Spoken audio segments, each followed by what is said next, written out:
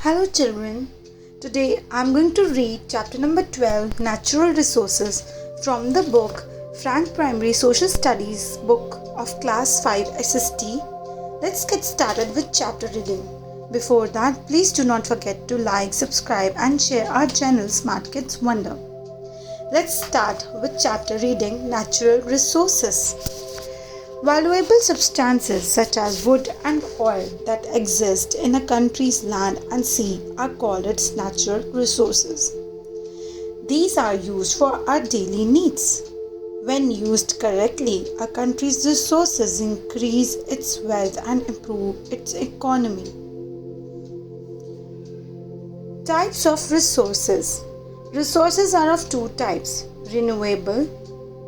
These are the resources which are available in nature, such as air, wind, sunlight, forests, fisheries, and animals, and can be replenished. Improper consumption of our natural resources, such as air, water, and soil, pollutes them, which can be dangerous for all of us. Number 2 is non-renewable. These are the resources which have been formed over a very long period, such as petroleum and minerals, and are therefore limited. Soil. Soil is an important natural resource. The top layer of the earth's surface is made of soil. Soil is formed by breaking up of rocks and organic materials. This organic material is formed by the decay of dead plants and animal waste such as cow dung. The entire process of soil formation takes millions of years. Over thousands of years, the soil is spread through natural forces such as wind, rain, and floods. You can see the layers of soil in the diagram here. Now, types of soil. Let's discuss. Soil in India can be broadly classified into 6 types.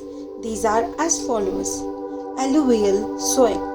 This is the most fertile soil and is found mainly in the northern plains and the coastal plains.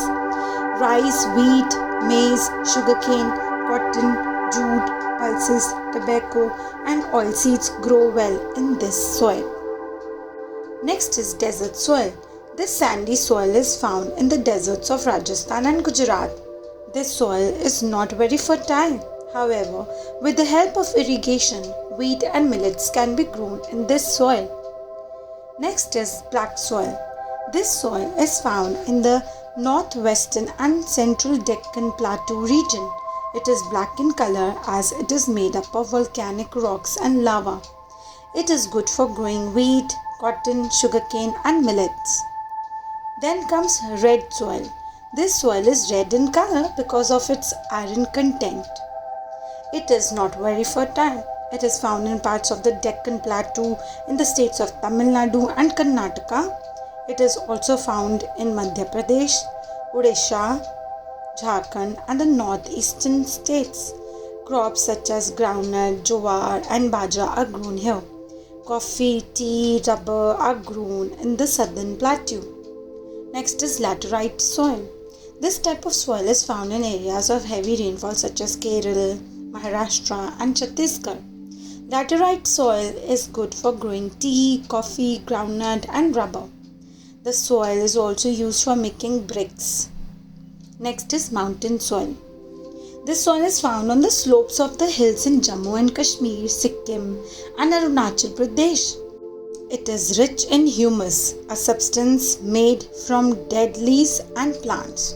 This soil is fertile and good for wheat, maize, barley, spices, tea, coffee and fruits such as apples. Now I am going to show you the Indian map where you can see the different types of soil in India. This map shows the different type of soils available in different areas with the colors depicted in it. Next comes soil erosion. The upper layer of soil is called topsoil. It contains a lot of minerals for plants. Soil erosion takes place when the topsoil is carried away by wind, flowing water or by cutting down of trees. Soil erosion reduces the fertility of the soil and makes it unfit for cultivation. It also causes formation of deserts and landslides. Moving further, we are going to discuss about soil conservation. It is very important to conserve soil, and how can we do it? Let's see. Soil conservation. We can prevent soil erosion by planting more trees, ensuring that trees are not cut, preventing overgrazing, using organic fertilizers such as cow dung and compost instead of chemical fertilizers, not leaving fallow land. Now, planting trees is a method to prevent soil erosion. You can look in the picture, and that is very important for times to come as well. Next is water resources. Water is an important resource because we cannot survive without it. We need water for agriculture, industry, drinking, recreation, cooking and cleaning. Water is also used as a source of energy. 3/4 of the Earth's surface is covered with water in the form of oceans, rivers, lakes and streams. Only 3% of the water on the Earth's surface is fresh water. This fresh water is found in ice caps of mountains, lakes, rivers and streams.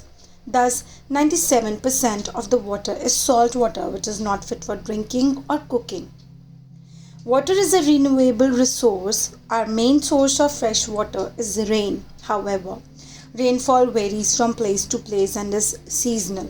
To reduce our dependence on rain, irrigation projects have been undertaken by the government. Water is conserved by building canals, dams, reservoirs, and tanks. Now, this is a pie chart of water types on the earth. 1% is fresh water, you can see, 2% is frozen water, and 97% is salty water. Now, let's read about wells. Wells are dug in areas where underground water is easily available. Tube wells use electric or diesel pumps to pump water to the surface. Tube wells are used for irrigation. In Punjab, Haryana, Uttar Pradesh and Gujarat, in areas where it is difficult to dig wells, rainwater is stored in tanks and ponds and is used later for irrigation. You can look at the picture that shows a well and channeling water for irrigation. You can see in the picture. Did you know the Indira Gandhi Canal in Rajasthan is one of the largest canal projects in India? You can look at the picture that shows the Indira Gandhi Canal. Now let's read about dams. Dams are built across rivers to store water. Some of the dams are also called multi-purpose projects because they act as reservoirs of water, help in controlling floods, are used to produce hydroelectricity, are used for pisciculture or breeding of fish. Some important dams in India are Bhakra Nangal Dam, Tehri Dam, Farakka Barrage, Sardar Sarovar Dam, Hirakud Dam, Nagarjuna Sagar Dam, Tungabhadra Dam, Krishnaraja Sagar Dam and Mettur Dam. You can look at the picture of the dam built to store water. Now moving further, let's figure out the dams in India. You can look at the Bhakra Nangal Dam, Tehri Dam, Farakka Barrage, Hirakud, Nagarjuna Sagar, Tungabhadra, Krishna Sagar, Mettur, Sardar Sarovar Dam in this map. Now let's study about water conservation.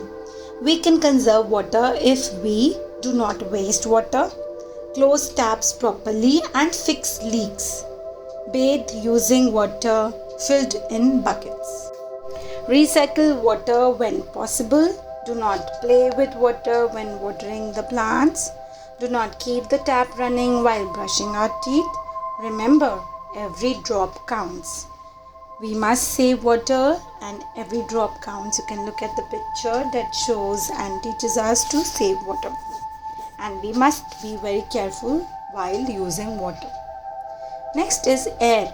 The earth is surrounded by an envelope of air called the atmosphere. Air is a mixture of gases which sustains life on the earth. Air is also a renewable resource. Like soil and water, air too is getting polluted due to emission of harmful gases from motor vehicles and smoke from industries. Air pollution causes damage to all plants and animals as well as inanimate objects such as buildings and bridges. The following are some of the steps to prevent air pollution. Walk to nearby places or use a bicycle. Use public transport or carpooling to travel long distances. Use eco-friendly fuels. Industries should take measures to reduce the emission of harmful gases. Next is wind energy. Moving air is called wind, which has energy. Birds fly using wind energy. We fly kites too using wind energy. Wind energy is harnessed by windmills, which set turbines in motion to generate electricity. Wind energy is a renewable form of energy. You can look at the windmills in the picture. They are very useful. Next, we talk about plants and animals. Plants and animals are renewable natural resources. An area having rich growth of plants is called a forest. A forest not only has a wide variety of plants but is also home to many different kinds of animals. You can look at the picture of the forest, which is the home to plants and animals.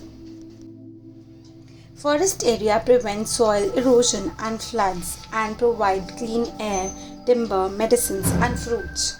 Forests are being cut indiscriminately to provide land for various uses. Destruction of forests lead to many animals becoming homeless. It also leads to soil erosion. Next is solar energy. The sun is an important source of energy for the earth. The energy present in the rays of the sun is called solar energy. Burning gases which make up the sun provide heat and light energy. These form a part of solar energy. Plants use solar energy to prepare their food. Solar energy is converted into electricity using solar panels. This electricity is used to light lamps, street lights and traffic signals. Devices such as solar cookers and solar water heaters to trap solar energy to generate heat. Solar energy is an important source of renewable energy. Solar street lights, solar cooker, solar water heater, you can look at the picture and recognize them. Some solar devices you can see in the picture.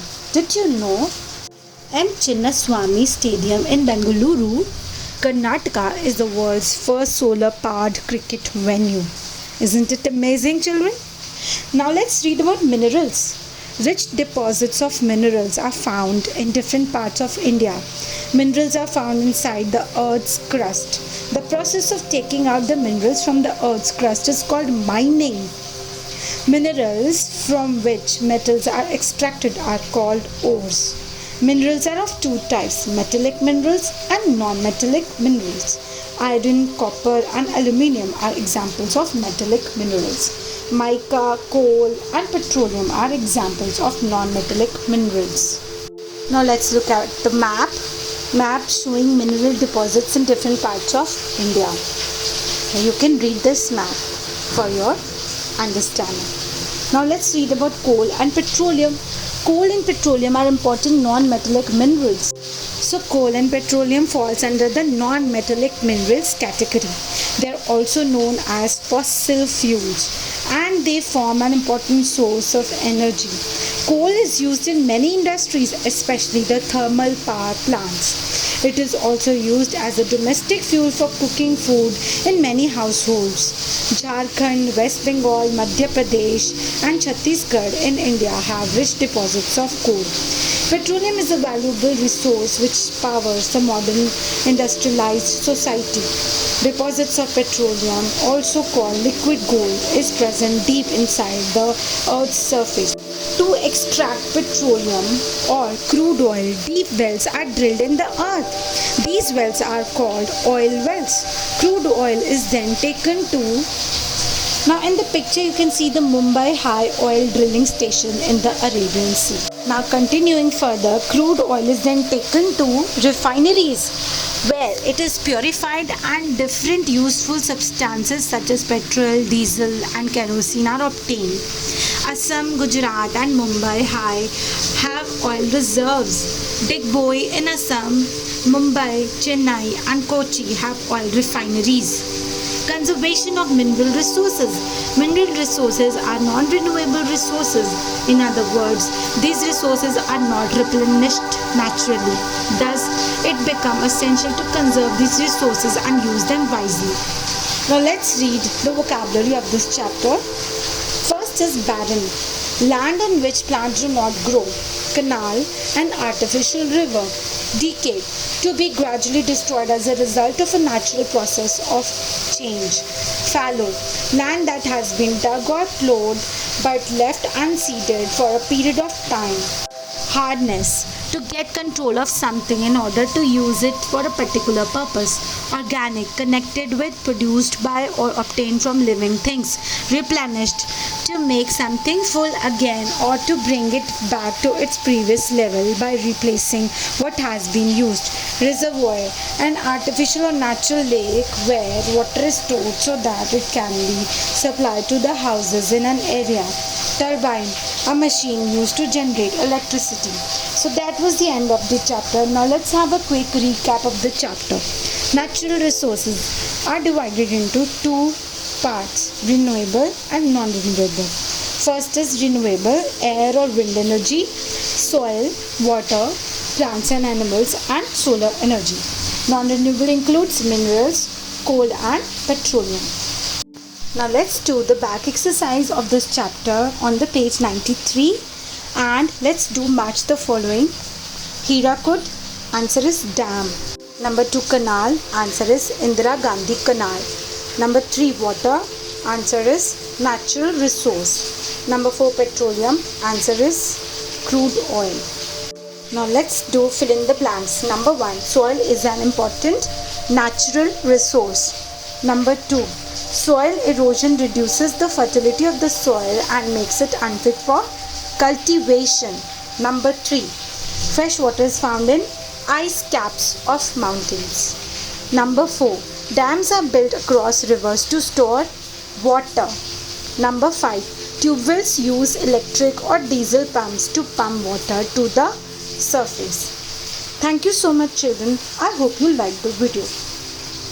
Do not forget to like, subscribe and share our channel Smart Kids Wonder.